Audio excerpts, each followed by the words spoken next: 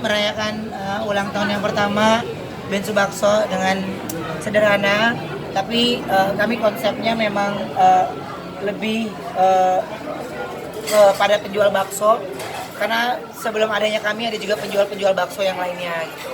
Ini menunjukkan kami mengambil tema salam satu mangkok, itu karena kami tidak berebutan rezeki sudah ada yang ngatur masing-masing. Yang pasti kami sesama penjual tidak ada bedanya, sama-sama jualan.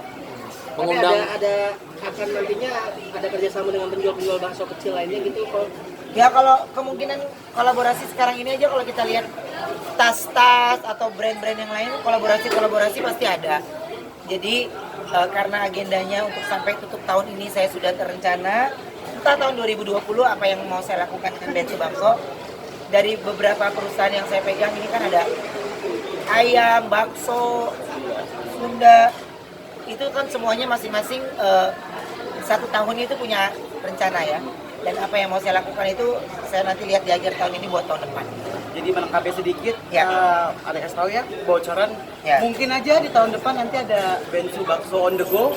Jadi kita bisa jadi bekerja sama semua pedagang bakso supaya semua pecinta bakso Bensu bisa lebih dekat lagi sama semua varian produk Bensu Bakso. Ya. Ini mengundang 50 pedagang ya?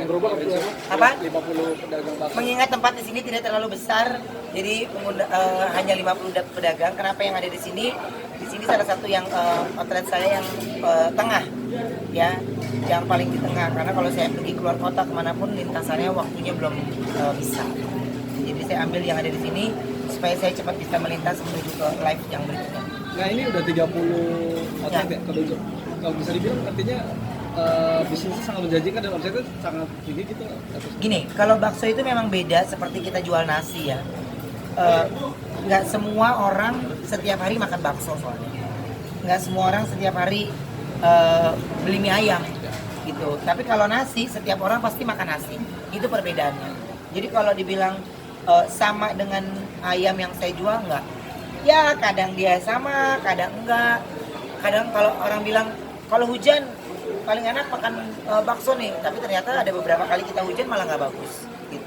Nggak tentu juga, karena pokoknya kalau makan bakso gue rasa kita semua makan bakso pas lagi seru-seruan doang gitu, nggak memang menjadi makanan pokok setiap hari.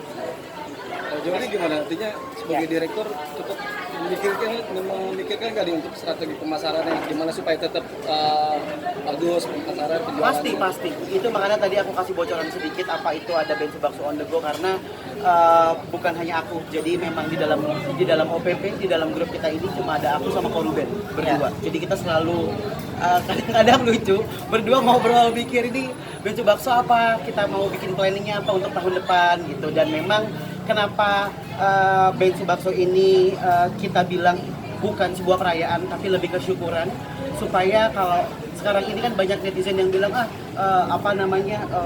Bensu Bakso ini nanti malah mengurangi pendapatan dari abang-abang bakso di luar gitu. Sebenarnya enggak, karena kita mungkin bisa dibilang sedekat itu.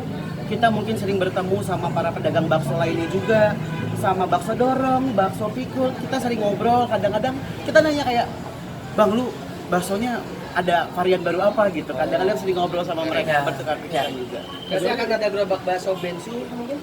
Itu rahasia 2020 nantinya. Tapi sempat